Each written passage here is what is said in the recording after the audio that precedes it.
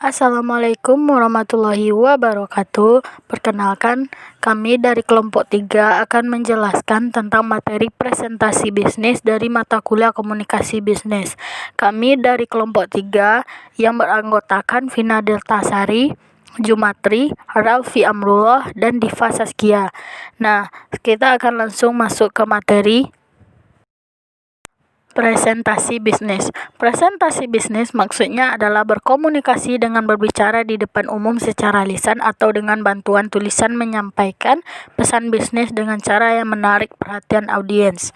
Dalam dunia bisnis, kegiatan presentasi atas berbagai peristiwa penting seperti pengajuan usulan proyek-proyek baru, pengembangan produk, perluasan pasar, dan sebagainya. Bukanlah hal baru, presentasi bisnis yang baik akan memberikan dampak yang baik pula bagi lembaga atau institusi yang melakukan presentasi. Oleh karena itu, dalam melakukan presentasi bisnis harus dilakukan persiapan secara matang sehingga tujuan presentasi bisnis yang efektif dapat tercapai. Untuk tujuan presentasi bisnis sendiri, yaitu pertama menginformasikan pesan-pesan bisnis kepada audiens. Pesan-pesan bisnis yang disampaikan haruslah menarik, sederhana, mudah dipahami, dan enak didengar oleh audiens.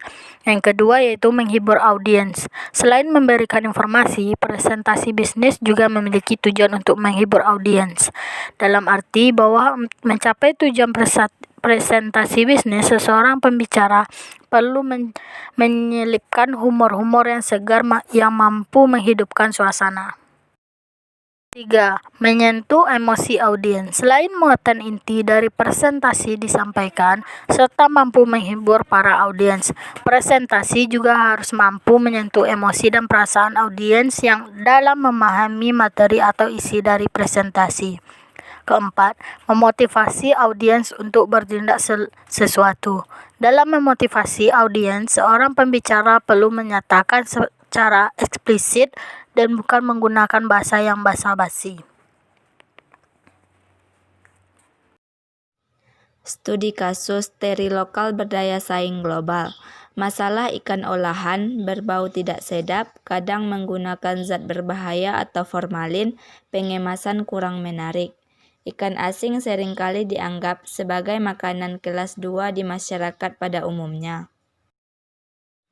Potensi olahan ikan teri. 1. Kaya kandungan mineral serta kalsium dan dibutuhkan tubuh. 2. Sudah menjadi komoditas makanan utama di masyarakat. 3. Dukungan sumber daya alam Indonesia atau garis pantai luas. Solusi teri mayai, simple, happy, healthy. Ukuran teri sudah memenuhi standar pasar internasional.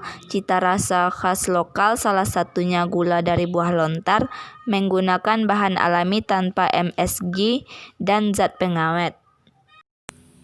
Ada 3 pilihan rasa, yaitu teri nasi rasa balado, ikan kalapan, teri rasa original. Untuk proses produksi dari teri mayai sendiri adalah semua perebusan dilakukan di atas kapal untuk menjaga olahan ikan teri tetap segar. Untuk prosesnya yang pertama itu dari sortasi bahan baku, kemudian pencucian ikan teri, lanjut ke perebusan, penjemuran, proses oven, penambahan bumbu dan pengemasan, lalu produksi akhir teri mayai yaitu packagingnya. Untuk timeline perusahaan di tahun 2014 sudah memulai usaha di bulan November. Kemudian di 2015 sudah mendapatkan izin PERT. 2016 melakukan event pameran di Hong Kong, pameran di TEI 2016 dan izin halal. 2017 sudah standarisasi produk sesuai dengan GMP dan HACCP. 2018 selesai sertifikasi GMP dan HACCP. Kemudian transaksi penjualan teri mayai. Rata-rata terjual untuk pasar lokal itu 10.000 piece per bulan. Distribusi produk teri mayai untuk pasar lokal ini dilakukan melalui toko oleh-oleh di beberapa kota besar seperti Jakarta, Balikpapan, Semarang, Surabaya, dan Bali. Untuk penjualan di ekspor atau luar negeri rata-rata 20.000 piece per bulan. Pengiriman untuk ekspor dilakukan 2 kali dalam setahun. Konsumen terbesar merupakan WNI yang tinggal di daerah Belanda, London.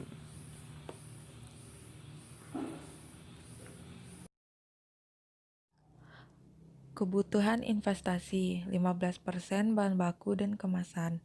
Investasi untuk aset bergerak serta stok barang. 20% rekrutmen sumber daya manusia. Biaya perekrutan pegawai baru. 25% marketing dan iklan. Pemasaran produk online dan offline. 40% sistem produksi, investasi pabrik dan alat sistem produksi.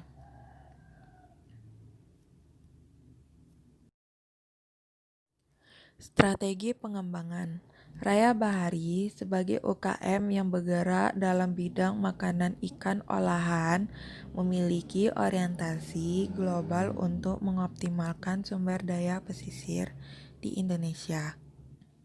2017 pertama, proses pembangunan pabrik 100% selesai.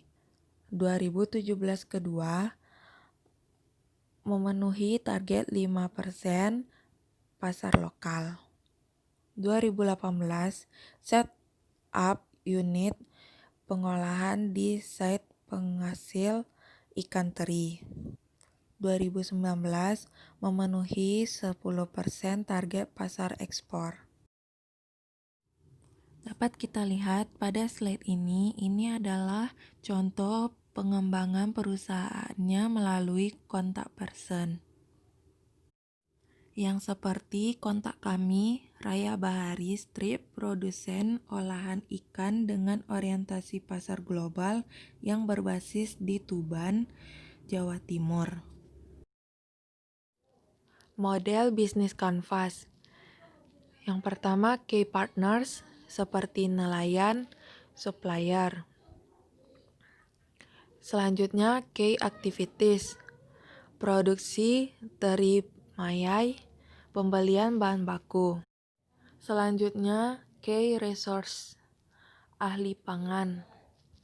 Selanjutnya, value proposition, makanan ikan olahan tanpa MSG dan pengawet. Cita rasa khas Indonesia dengan bahan baku lokal. Selanjutnya, customer relationship, produk katalog. Selanjutnya, channels, sales, canvassing, social media marketing. Selanjutnya, customer segments, ibu rumah tangga, anak-anak, turis domestik, diaspora. Selanjutnya, cost struktur, bahan baku, gaji pegawai, marketing, dan promotion. Selanjutnya, revenue stream, penjualan produk teri mayai. Nah, sekian yang dapat kami sampaikan mengenai materi presentasi bisnis. Nah, dari materi yang disampaikan, semoga teman-teman semua bisa memahaminya dengan mudah. Dan apabila pertanyaan bisa langsung ditanyakan. Sekian, terima kasih. Assalamualaikum warahmatullahi wabarakatuh.